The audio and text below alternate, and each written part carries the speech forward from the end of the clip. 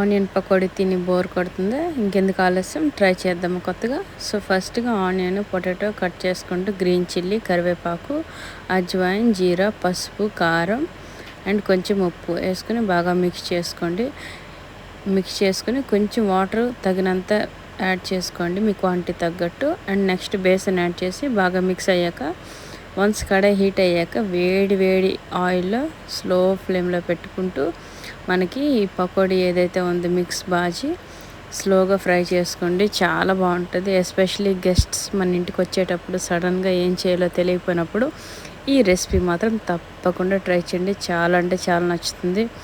And ఇది quick and easy recipe. ఇంతకీ ఈ రెసిపీ ఎవరు చేశారనుకుంటున్నారు? షెఫ్తో చేయించానండి. చాలా టేస్టీగా ఉంటుంది. మీరు కూడా తప్పకుండా ట్రై చేయండి. బేసిక్ ఇంగ్రీడియంట్స్ ఇంటి దగ్గర ఏవైతే ఉన్నాయో మన కిచెన్లో అదే స్టఫ్తో ఈజీ అండ్ క్విక్గా చేసుకునే రెసిపీ అనమాట.